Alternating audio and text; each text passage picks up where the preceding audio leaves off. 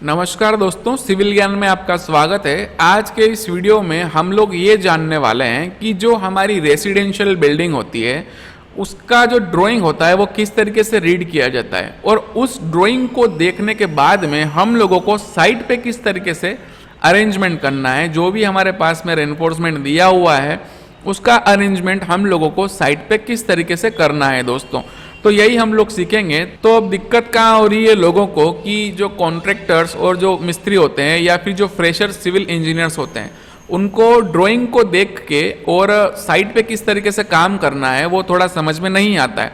और कॉन्ट्रैक्टर्स जो नए नए होते हैं, जो मतलब पूरा एक्सपीरियंस लेके और मतलब काम चालू नहीं करते हैं, मतलब बिना एक्सपीरियंस के ही काम करना चालू कर देते हैं दूसरों को देख के कि वो बिल्डिंग में इस तरीके से काम कर रहा है तो मैं भी इस तरीके से करूं।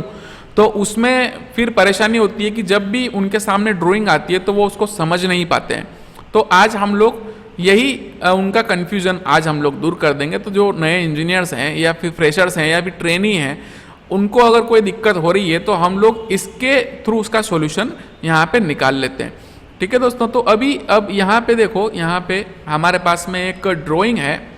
तो अभी क्या है कि मेरी साइट पे ही ऐसा ही कुछ हुआ कि बार बार मेरे पास फ़ोन आ रहे थे कि ये वाला किस तरीके से लगाना है मुझे समझ में नहीं आ रहा है, ये वाला किस तरीके से लगाना है मुझे समझ में नहीं आ रहा है।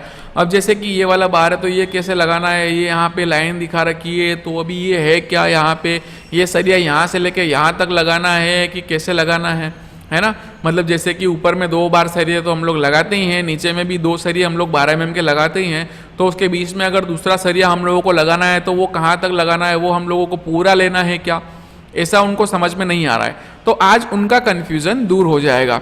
ठीक है, और रिंग भी कैसे लगानी है उनका कन्फ्यूज़न आज मैं दूर कर देता हूँ। ठीक है, तो अभी हमारे पास में ये एक ड्राइंग है तो हम लोग इसके थ्रू समझते हैं। अब आप यहाँ पर देख सकते हो कि जो ये सबसे पहले हम लोग GRB1 और GRB2 की बात करते हैं। तो इसमें आप लोग देख सकते हो कि ये जो बीम है वो एक कंटिन्यूस बीम है ना। ये कहीं पे हमारा एक प्लान है घर का, उसकी एक बीम दी हुई है। ठीक है, मतलब एक कंटिन्यूस बीम है और इसमें हम लोगों को रेनफोर्समेंट लगाना है ड्राइंग को देख के। ठीक है, तो वो किस तरीके से हम लोग लगाएं ड्राइंग को देख के। अब यहाँ पे जैसा कि आप लोग देख सकते हो कि नीचे में यहाँ पे 2 बार दिए हुए हैं 12 mm के और 2 बार यहाँ पे दिए हुए हैं 12 mm के ऊपर में। ठीक है, मतलब 4 बार तो हैं। तो ये चारों बार्स कहाँ पे आने चाहिए, ये चारों बार्स आने चाहिए बीम मतलब जो हमारी रिंग रहेगी, स्टीरअप रहेगा उसके कॉर्नर पे। तो हम लोग अगर 3D में इसको देखें तो कुछ इस तरीके से दिखेगा। अब ये यहाँ पे इसको मत देखिए आप अभी और इसको मत देखिए, हम लोग इधर में चलते हैं आगे की तरफ और वहाँ पे देखते हैं।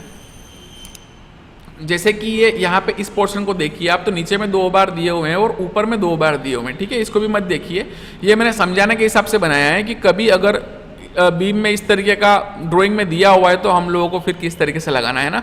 तो अभी हमारा केस क्या है, अभी जो हम लोग देख रहे हैं 2 बार ऊपर में और 2 बार नीचे में। तो जो चारों बार्स हैं वो रिंग के कॉर्नर पे आएंगे। ठीक है ना, तो ये इस तरीके से आप लोगों ने अभी देखा। इसमें अभी देखो ये ऊपर में 2 और नीचे में 2 तो आप लोगों ने लगा दिए। ठीक है ना, जो कि जनरल प्रैक्टिस है, कोई भी कॉन्ट्रैक्टर करता ही है अगर वो सिविल इंजीनियर के ऊपर भरोसा नहीं करता है तो। या फिर जो मकान बनवाने वाले हैं, जिनका मकान है, मतलब मकान मालिक है, तो वो जो है हाउस ओनर्स जो हैं वो मतलब उनको ये समझ में नहीं आता है। वो ये समझते हैं कि भाई कॉन्ट्रैक्टर कर लेगा, ठीक है ना, उसको पता है। लेकिन जो एनालिसिस होता है, जो लोड्स आते हैं वो उनके हिसाब से नहीं चलते हैं। लोड तो वही आएगा मतलब एक स्ट्रक्चर पे जो आना है। ठीक है ना, और उसका अच्छे से नॉलेज किसको होता है, एक सिविल इंजीनियर को। लेकिन लोगों को पता नहीं होती है ये चीज़ें, तो आज हम लोग वो चीज़ें क्लियर कर रहे हैं। ठीक है ना, तो अभी आपने देखा, अब जैसा कि हम लोग ये वाली बीम देख रहे हैं, इसमें ऊपर में 2 बार्स दिए हुए हैं 10 mm डाया के, है ना। तो अब जैसे कि ये यहाँ पे इस तरीके से दिखाया गया है, तो अब यहाँ पे हम लोगों को ड्राइंग में किस तरीके से समझना है इसको, थोड़ा वो हम लोगों को समझना है। तो सबसे पहले तो हमको यहाँ पे ये समझना है अभी कि यहाँ पे इसको लगाना है किस तरीके से। सबसे पहले तो अगर हम लोग ड्राइंग में देखें तो अब देख सकते हैं आप कि इस कॉलम के फेस से ये वाला जो एंड है इसका बार का वो 5 फीट 10 इंच पे दिया गया है।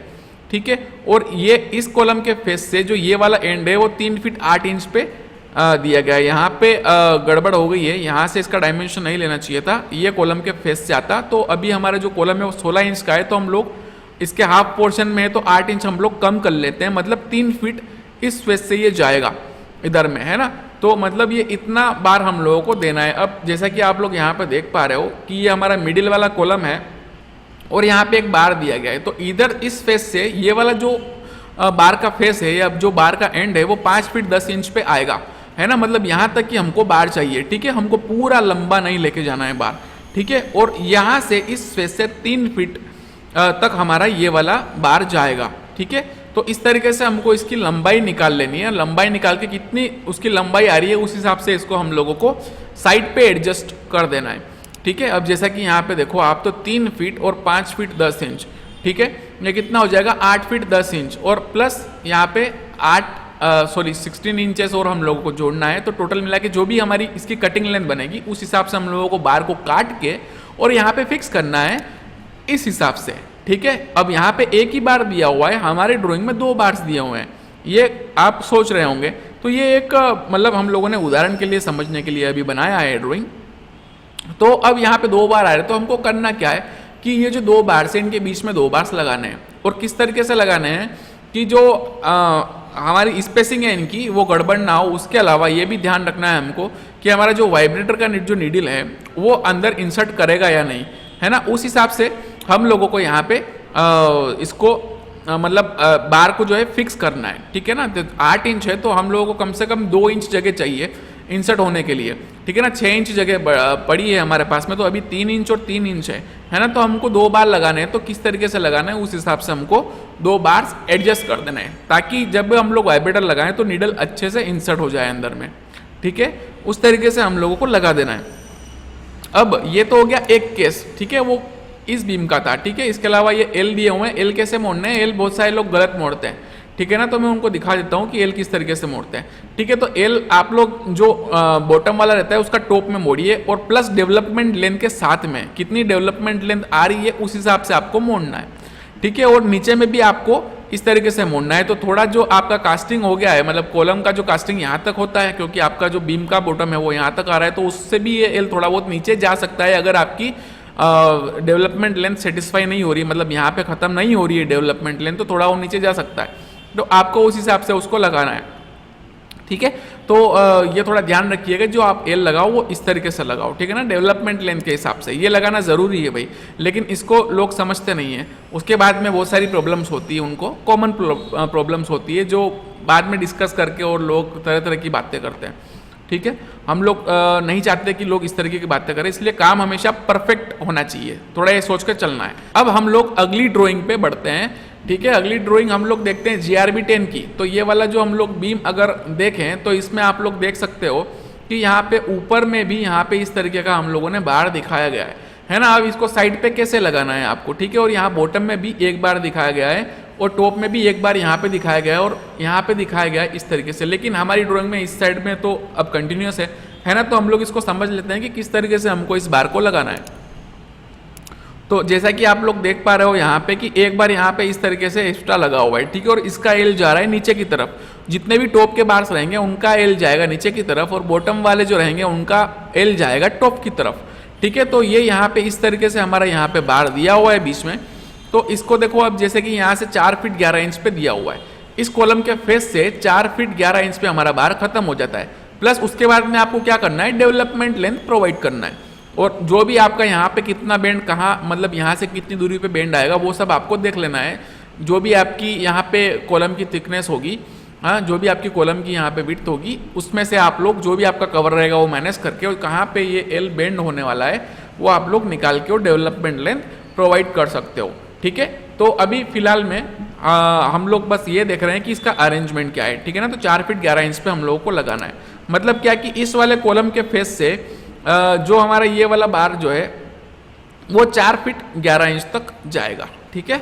तो ये इस तरीके से हम लोगों को देखना है। अब इसके बाद में आती है बारी बॉटम में जो बार है उसकी, ठीक है ना। तो यहाँ पे 2 बार का तो दिया हुआ है, नीचे बॉटम में वो तो दिया हुआ है थ्रू आउट, ठीक है। उसके अलावा एक बार और दिया हुआ है हमारे पास में, वो दिया हुआ है 10 mm का, ठीक है।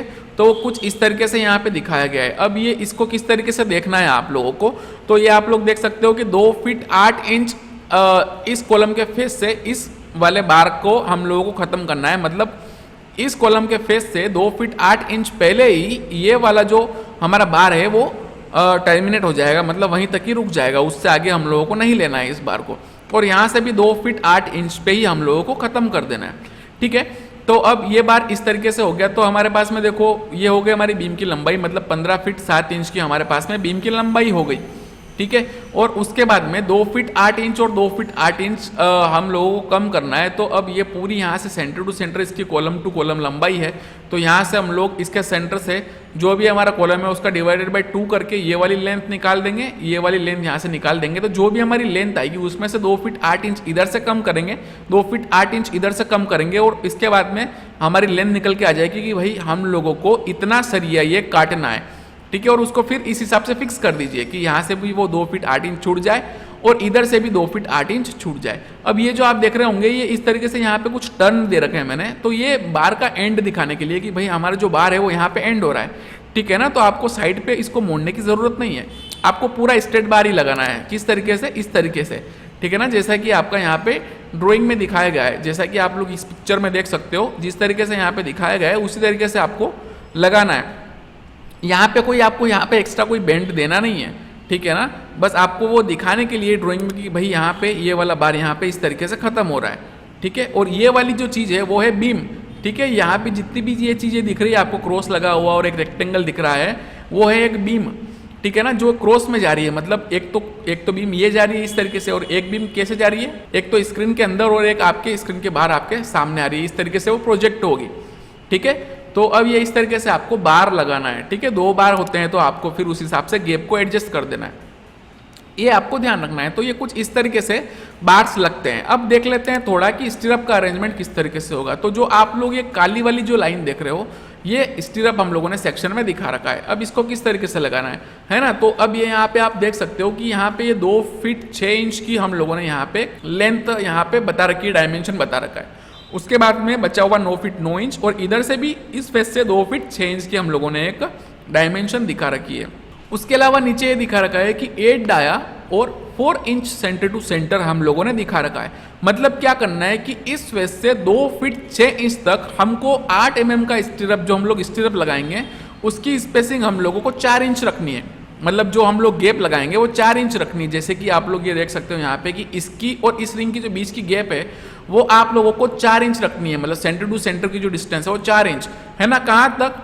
2.5 फीट तक। यहाँ इस स्पेस से 2.5 फीट तक आपको रिंग 4 इंच पे लगानी है, ठीक है। उसके बाद में जब आप बीच में बढ़ते हैं तो आप देख सकते हो कि 9 फीट 9 इंच की जो गैप बचती है उसमें आपको क्या करना है, जो ये वाला स्टीरअप है उसको 8 mm का आपको स्टीरअप लगाना है, और 5 इंच सेंटर टू सेंटर इसकी आपको जो है डिस्टेंस रखनी है, स्पेसिंग रखनी है ना। तो ये वाले जो स्टीरअप्स हो गए बीच में, उनकी जो स्पेसिंग है वो आपको 5 इंच पे रखनी है, ठीक है। तो ये मतलब जैसे कि किसी में 7 इंचेस भी हो सकती है। जैसे कि आप लोग देख सकते हो कि ये 2.5 फीट तक तो आप लोग 8 mm डाया का स्टीरअप लगा रहे हो और 4 इंच पे लगा रहे हो। तो जो बीच की जगह आपकी बच रही है, तो ये जो लास्ट वाला स्टीरअप जो आपका खत्म हो रहा है, यहाँ से आपको अब 7 इंच स्पेसिंग लेनी चालू कर देनी। तो इधर से भी आप लोग 7 इंच ले लीजिए, इधर से भी 7 इंच ले लीजिए, और बची जो भी मतलब जगह होगी दोनों तरफ से आप लोग बांधते आइए। मतलब दोनों तरफ से आप लोग निशान लगाते आइए कि इधर से 7 इंच पे लगा लिया, इधर से 7 इंच पे लगा के, और बीच में जो भी गैप बचती है, मान लीजिए कभी कभी 5 इंच की गैप भी बच सकती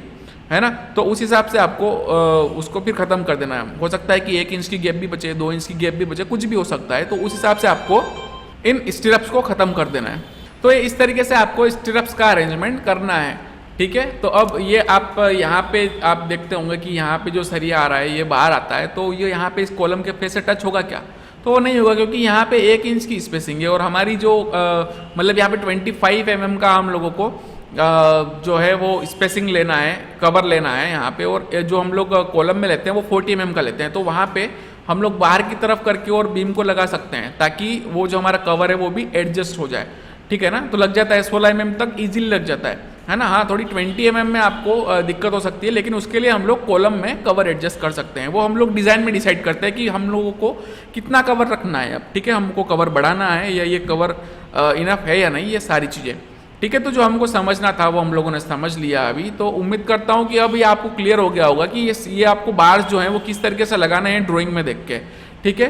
तो लाइक कर लीजिए वीडियो को अगर आपको समझ में आ गया होगा, तो आप लोग लाइक कर लीजिए और सब्सक्राइब ज़रूर कर लीजिए। अपने दोस्तों के साथ में भी शेयर कीजिए ताकि वो भी इस इन्फॉर्मेशन को सीख सकें, और जो बिना ड्राइंग के भी काम करते हैं उनको भी ये पता चल सके कि हम लोगों को ये जो बार है किस तरीके से लगाना है। अगर हम लोगों को ज़्यादा बार देना है नीचे में, तो हम लोग नीचे में पूरा यहाँ पे बार ना दे के और यहाँ पे भी लगा सकते हैं, जिससे कि सरिये की बचत होती है। ठीक है ना, तो इस तरीके से आप लोग ये काम कर सकते हो। तो देखते रहिए हमारे चैनल को और सीखते रहिए।